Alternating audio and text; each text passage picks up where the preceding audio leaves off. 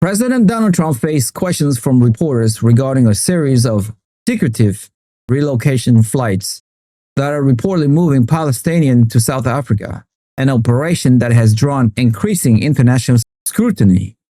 When pressed on whether the U.S. government was authorizing or involved in these flights, Trump dismissed claims of American participation but did not provide any clarity on the origin or organizing force behind the operations.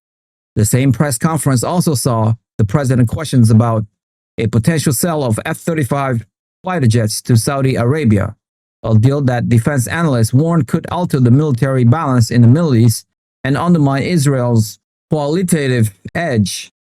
Trump's response underscored the ongoing shift in U.S. foreign policy priorities and the complex security dynamics currently defining the region, though he did not elaborate on a final decision regarding the jet sales.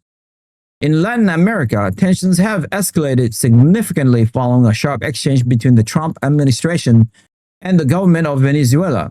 The situation intensified after President Trump refused to rule out military action against Venezuela, stating he was prepared to consider troop deployment and strikes to counter drug trafficking and gang activity that he directly links to President Nicolas Maduro's government.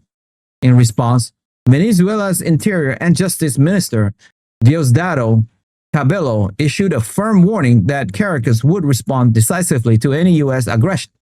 Cabello criticized what he termed constant threats from Washington, but reiterated Venezuela's commitment to peace and its readiness to defend its sovereignty. This exchange has expanded into a broader three-way confrontation, with Russia accusing Washington of conducting illegal military operations near Venezuelan waters. A significant geopolitical setback for U.S. strategy in the region came from Ecuador, where voters delivered a sweeping rejection of President Daniel Noboa's national referendum proposals. The referendum included key questions on allowing the establishment of foreign military base, which was widely understood to mean bases for the United States. The measure was defeated across all provinces and by Ecuadorian voting abroad. Venezuelan official Diosdado Cabello welcomed the outcome, framing it as a major setback for U.S. influence and a victory for regional sovereignty. This sentiment was echoed by Ecuadorian opposition leader Luisa Gonzalez. The decisive no vote presents a serious challenge to President Noboa's strategy for combating escalating cartel violence, which had relied on closer security cooperation with the United States. These simultaneous developments highlight the challenges facing the new U.S. cabinet in managing global hotspots.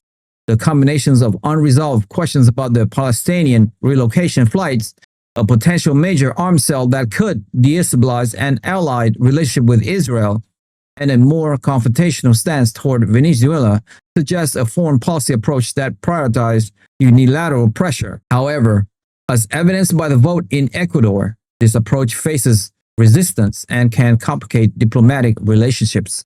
The firm response from Caracas and Moscow indicate that further escalations with Venezuela would not occur in a vacuum and would likely pull in other global powers.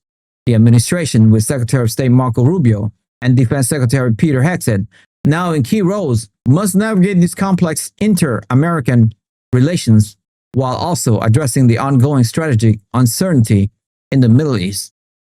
If you have made it this far, congratulations, you have unlocked the truth. I want to ask you a quick question though.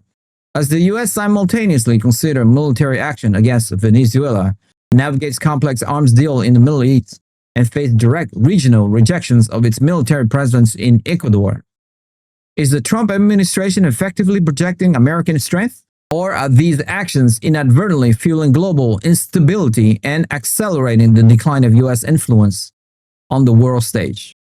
And why? Join the debate. We want to hear your insightful opinion on where this is all heading in our community. Share your thoughts in the comments below. I appreciate your support. Thank you for being a part of this journey. Like the video, share this video with friends and family, hit the notification bell, and most importantly, subscribe. I'll see you guys in the next one.